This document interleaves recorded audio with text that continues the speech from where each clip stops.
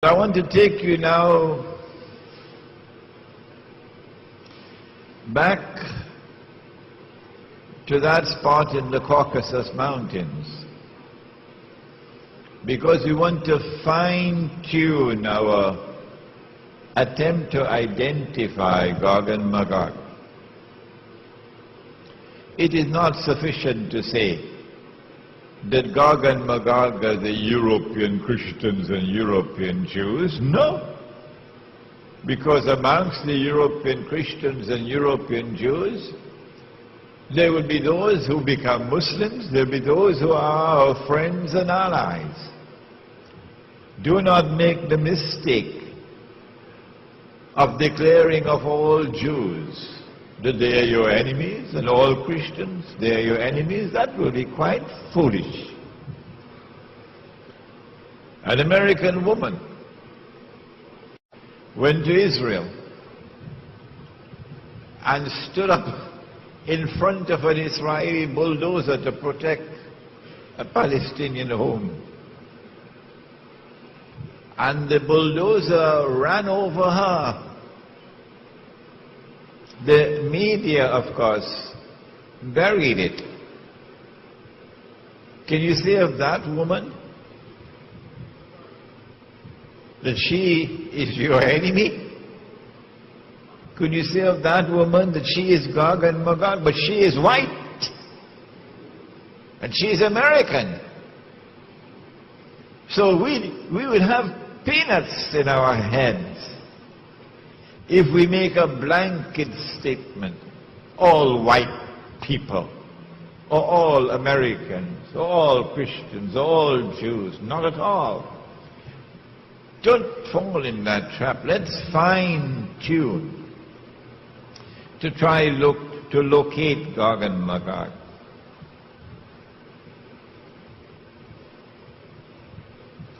We have to go to the Caucasus Mountains. And there at the Caucasus Mountains we have to look for a people with power.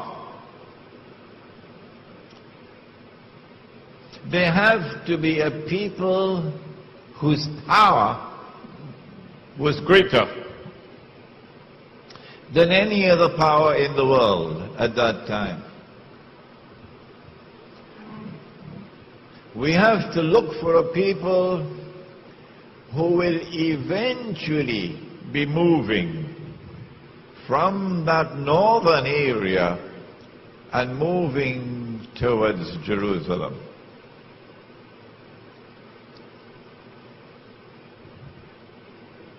Shortly after the death of the Prophet sallallahu alaihi wasallam, something very mysterious happened in that part of the world that historians have chosen to bury. A tribe called the Khaza chose to embrace Judaism. And so the world witnessed for the first time the very strange phenomenon of a non-Semitic people becoming Jews. Non-Semitic becoming Jews. The genetic research is available on the internet. Anyone can study it. You had conferences, medical conferences, which were organized to study these people, their genetic composition. They had a genetic composition which was unique in all of mankind. No people in the world were like them. This is scientific research. And these people, the Khaza, chose to convert to Judaism, but they did so not for any religious reasons. They were not so much interested in the Kitab. and to follow the law.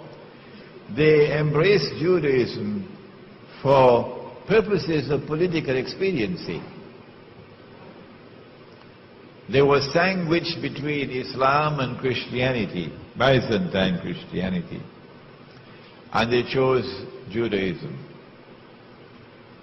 These European Jews who have no racial, biological connection with the Banu Israel multiplied.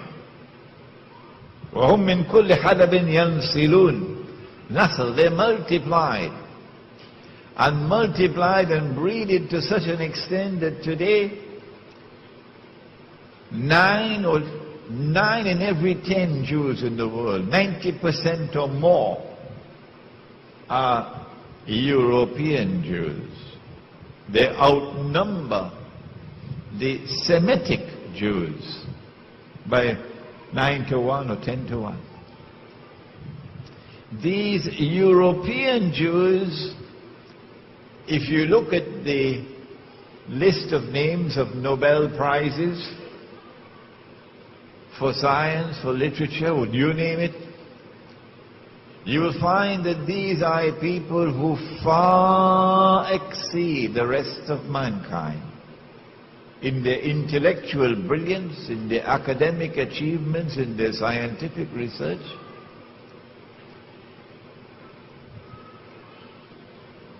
They are a people different from the rest of mankind. And then you find that these Chazar who became Jews also chose to become Christians. So you have the Chazar infiltrating the camp of Judaism and infiltrating the camp of Christianity as well. And from the ranks of these Chazar Jews and Chazar Christians, the emergence of the Jewish-Christian alliance can be traced.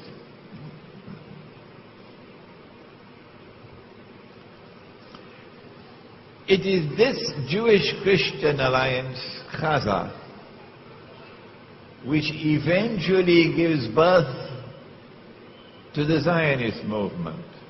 The Zionist movement has absolutely nothing to do with Banu Israel.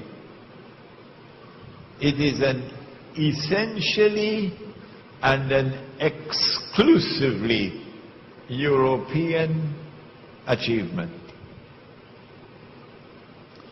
It is these Chazar who, having become Jews, first Jews and secondary Christians, who built an empire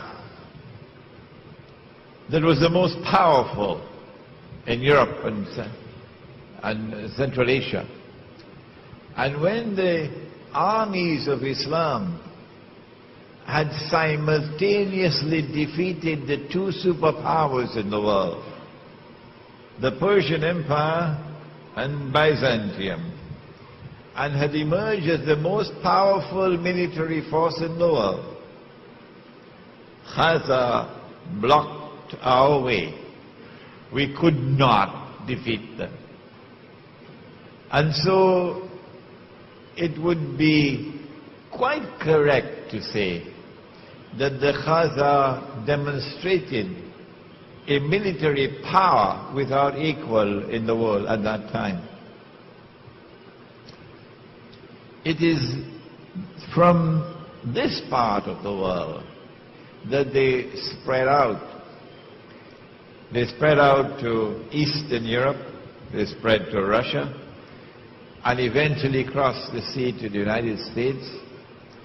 And they are at the heart of the revolutions which transformed Europe from Christendom into modern Western civilization.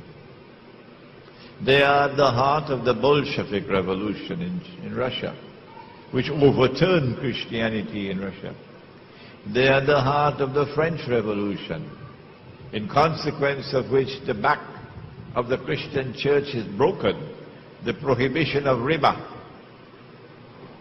is now consigned to the garbage bin. And they are the heart of the creation of the Zionist movement. It is these Khazar, Jewish and Christian, who now move to the Holy Land, assisted by a strange and mysterious Jewish Holocaust. And the history of that will one day be revealed on Judgment Day. How much was their input into the Holocaust? So that you have an exodus now of these European Jews to the Holy Land. When the state of Israel comes into being, who it is who controls power in Israel? Not the Oriental Jews, the darker-skinned Jews. No, they are second-class citizens. The ones who control power in Israel are the European Jews.